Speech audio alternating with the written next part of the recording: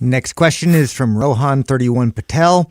How many sets and reps should you do for each body part if you're training with full body workouts? Oh, good question. And they've actually done studies on this to find the optimal amount of volume, total volume per body part per week. So when I say per week, that means you could divide this volume up by 2 workouts, 3 workouts, 4 workouts, or maybe even 1 workout, although studies show that you want to train a body part at least twice a week for maximal results. So what do the studies show?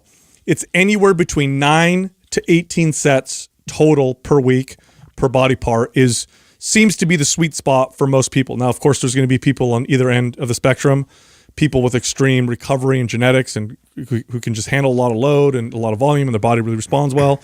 And then there's people who just really get fried with volume and intensity who are on the other end of the spectrum. But the studies do show about 9 to 18 sets total per week. And this is where I'm always within that range. So I'm either doing 3 sets per body part per workout, and each body part 3 days a week, or I'm going up as high as 6 sets per body part, and 3 days a week. I want to take that a step further too, because there's not only is there a massive individual variance with this, the 9 to 18. I also think there's a massive variance even per body part. So we were talking earlier about how I'm just like blown away by the amount of volume you can handle on your legs considered what I can handle on my legs. But then there's other body parts, my biceps, I could just destroy and smash and they can handle so much. So you have to kind of figure this out too for you, you as an individual, and then you as an individual per body part. So it's not like this generic rule where it's like, oh, it seems like 12 sets is perfect for me for the week. It may be perfect for your chest, but then for your legs, it may not be, or for your arms, it may not be. So there is that variance. But I definitely think that a lot of people flirt with going way, way beyond this. And that was the mistake I made when I started to increase frequency. When you look at MAPS Anabolic, most everything is 2 to 3 sets. And I remember the first time I was following this is well before Anabolic, but when I was following a protocol similar to that, where the frequency was higher. I was training 2 to 3 times a week on the muscle, like dropping it down to 2 sets, felt like I wasn't doing enough.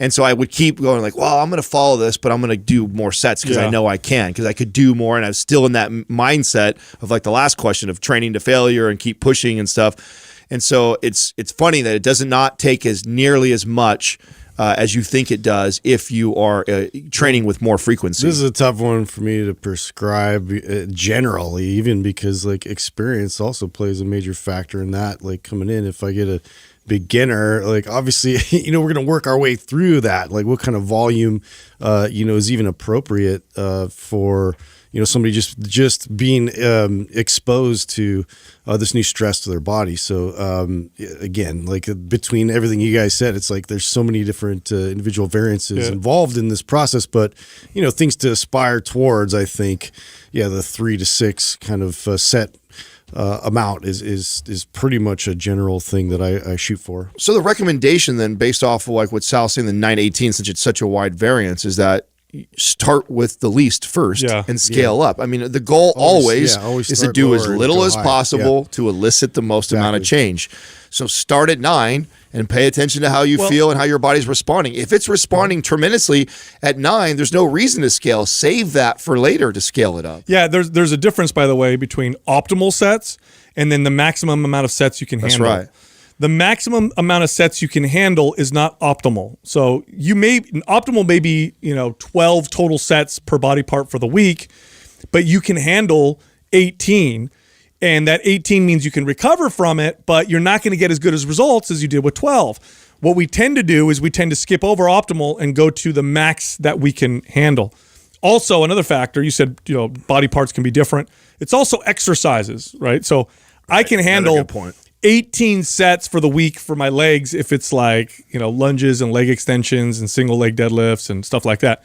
18 sets of squats and front squats, maybe not. That might be a little too much. That's such a good point, because that probably speaks a lot to my point with being able to hammer my biceps. I'm not doing a bunch of compound lifts for my biceps. I'm doing a bunch of preacher curls and dumbbell curls and machine stuff. So that's probably a lot of the reason why I can handle so much more than my legs.